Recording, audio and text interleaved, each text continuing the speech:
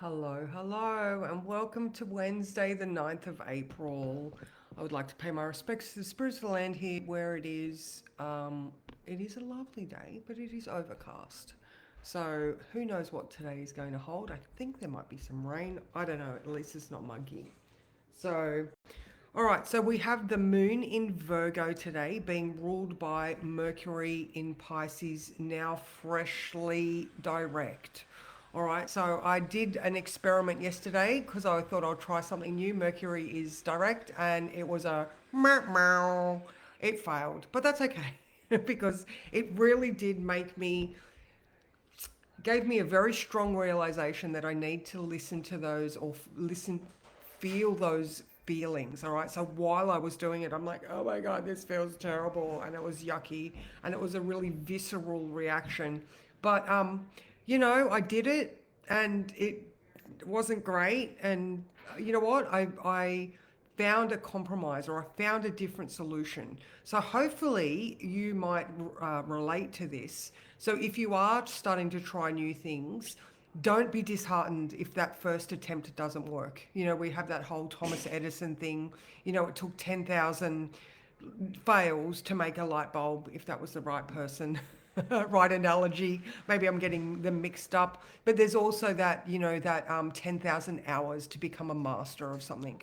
So if you are trying things and moving off in this new direction, do not be disheartened by multiple fails. You've just found a way that you found a way that it doesn't work instead of you finding that way that things do work.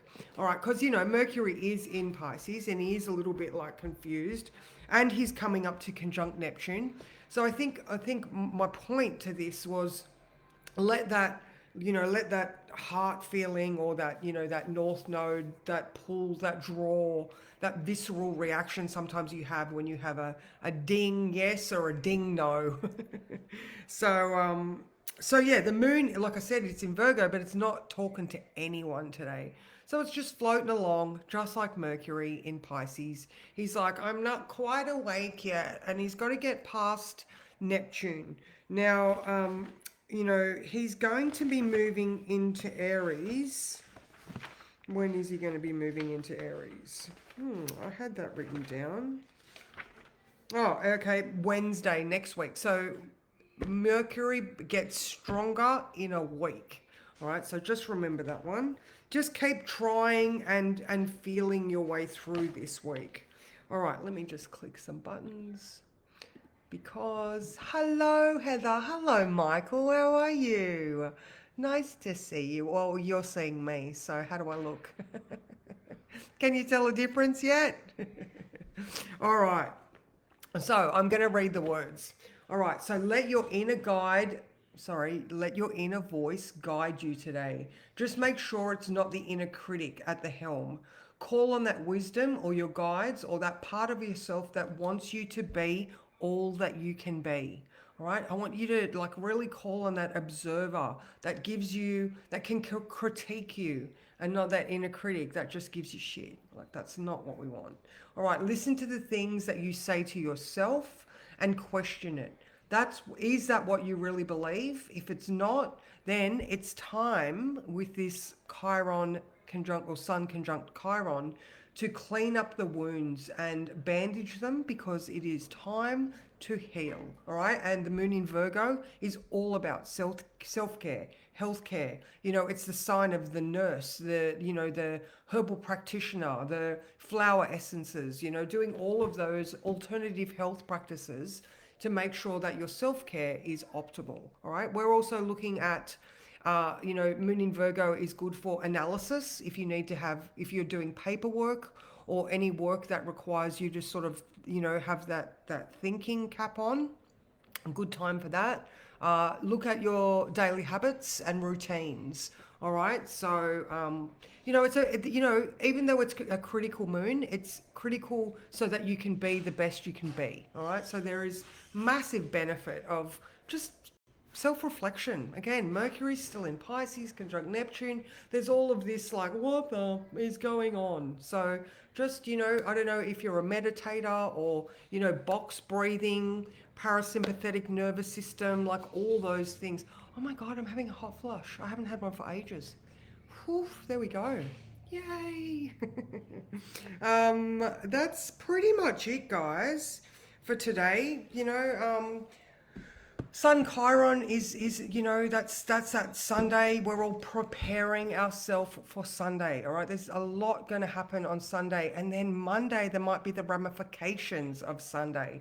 So just get yourself in the best position that you can, where you are observing everything that is going on around you right now, and just don't just think like really use that critical thinking. All right, hurt people hurt. We're all products of our environment, like all of the cliches and all the things that in your life. All right, you've got lots of tools in your toolbox. All right, this is a self-care toolbox time. All right, um yeah, that's pretty much it. All right, let's do a card. Hang on, I'll click buttons again. No, okay, still just Heather and Mickey. All right. Okay, so give us the best card that we can have for this day.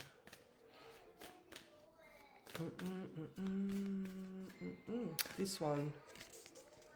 I even literally heard a ding then, so... Alright, could it be a dragonfly? Oh, look at that, look at that. I just love that. These cards are just gorgeous. Alright, so it is card number 8. Oh, and I opened it up on the right page. All right, look, even my glasses are fogging up. I'm hot. All right, seeing the meaning beyond the illusion of perception. Signs of the universe are all around, and recognizing our outer world as a living oracle. And I fucking love that because it is so true. We are allowing ourselves to be guided by the feelings that the universe, the signs, the synchronicities, the feelings, all of those things. Let yourself be guided by that heart space. All right. There are days when you begin to notice just how in sync you are with the world. While you're thinking of a person, they call you, or you see their name on the side of a truck. You might need to know the answer to something important, and then you overhear just what information you need in the lyrics of a song on the radio.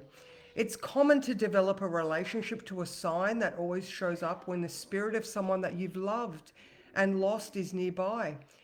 Oftentimes it's based in nature, like a feather or a butterfly. Maybe a dragonfly shows up to let you know that you're on the right track. Now is the time for you to trust those signs in the world and the way in which the universe reflects you. Pay attention as the entire world is your oracle. Uncanny and serendipitous occurrences remind you that you matter and that the universe is watching over you. Could it be a simple dragonfly, or is that a message from spirit sparkling through its wings? Trust these symbolic moments because they are sacred and personal.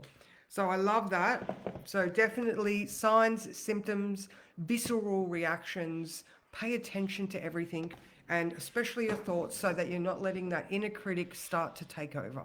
All right, but it is a good time to observe those things and clean them if you need to, and bandage those old wounds. So thank you so much, and mwah, I will see you guys tomorrow, and I hope you have a great day.